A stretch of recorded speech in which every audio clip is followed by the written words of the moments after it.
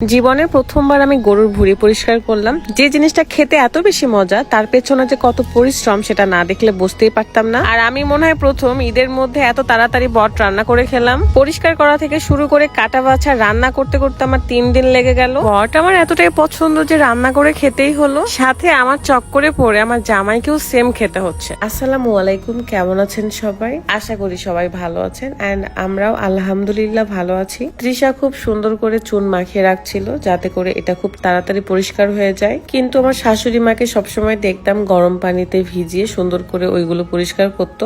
আপনারা কে কিভাবে পরিষ্কার করেন অবশ্যই কমেন্ট করবেন, চুন দিয়ে নাকি গরম পানি দিয়ে। তারপর এই ভুঁড়িগুলো কিভাবে পরিষ্কার করতে হয় জাস্ট একবার দেখাই দিয়েছে সবাই। তারপরে আমি সুন্দর করে পেরেছি। যেহেতু একটা গরুর পুরো ভুঁড়ি ছিল, তো সবাই মিলে না করলে কাজটা শেষ হচ্ছিল না, তাই আমিও লেগে পড়ি। সত্যি কথা বলতে বট আমার অনেক পছন্দ।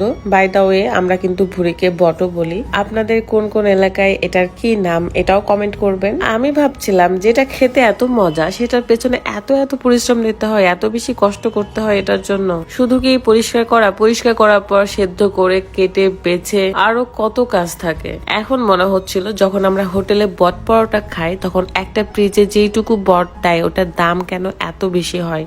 একটুখানি কথা বলতে চাই, যাদের গলায়, ঘাড়ে, হাতের কোনোই কিংবা পায়ের হাঁটুতে কালো দাগ রয়েছে কিংবা অন্যান্য জায়গায় কালো দাগ আছে, সেটাকে আপনি খুব সহজে দূর করতে পারেন বিউটি পার্লার ব্ল্যাক আউটে বডি লোশনের মাধ্যমে। কালো দাগ তো দূর করে, সাথে স্কিনকে অনেক বেশি ব্রাইট করে। Your solution house Facebook page থেকে এই ব্ল্যাক আউট বডি লোশনটি পেয়ে যাচ্ছেন, পেজটা ক্যাপশনে দেওয়া আছে। জীবনের প্রথমবার বলাতে হয়তো বা আপনারা অবাক হতে পারেন যে বিথি কি কখনো এই কাজ করেনি। না আপু, সত্যি আমি কখনো এই কাজগুলো করিনি, কিন্তু সেদ্ধ করার পর কাটা বাছা ওইটা আমি করতাম, ওইটা আমার ভীষণ ভালো লাগতো।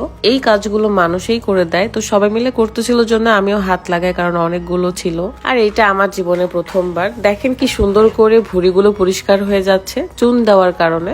যদিও যতটুকু থাকবে সেগুলো আমরা গরম পানিতে দেওয়ার পরে সুন্দর করে উঠিয়ে ফেলবো। আমার কাছে ম্যাজিকের মতো লাগতেছিল যে চুন দিয়ে কিভাবে এই পরিষ্কার গুলো হয়। আমি সারা জীবন দেখে এসেছি গরম পানিতে দেওয়ার পর এগুলো সবাই পরিষ্কার করে। তো যাই হোক, সব পরিষ্কার শেষে সেদ্ধ করে এখন কাটা বাছার পালা। বিশ্বাস করেন ঈদের 3টা দিন আমার যে কত কষ্ট গেছে, এত কাজ করতে হয়েছে আমার। শুধু আমি না, আমার সাথে তৃষা ছিল, তৃষাকে আমি ধরে বেঁধে রেখে দিয়েছি আমার সাথে। জাস্ট আমার যেন কষ্ট না হয় এই কারণে সে আমার সাথে ছিল। এটা ছিল ঈদের 2য় দিন রাতের বেলা, মানে সব কাজ শেষ করে আবার এই ভুঁড়ির পিছনে লেগেছি। যাই হোক, মোটামুটি কাজ করা শেষ। এগুলোকে সুন্দর করে প্যাকেট করে করে ফ্রিজে রেখে দিব। আজকে আর ধৈর্য নাই রান্না করার, তাই আমি ভাবছিলাম যে ঈদের 3য় দিন রান্না করব। এই 2টা দিন আমার একবারে জীবনের উপরে উঠে গেছে, এত কাজ করেছি। আবার আপনাদের সাথে প্রত্যেকটা ভিডিও শেয়ার করা, মানে বোঝেন যে কতটা পরিশ্রম করতে হয়। ভিডিও দেখে অনেক সহজ মনে হতে পারে, বাট এতটা সহজ না, অনেক বেশি কঠিন। তাও আবার রেগুলার। এমন তো না যে 7 দিনে 2বার বা 7 দিনে 1বার। এটা আমার রেগুলারের কাজ। তো কাজও করতে হয়, আবার আপনাদের সাথে শেয়ারও করতে হয়। টাকা ইনকাম করা কি এতই সহজ?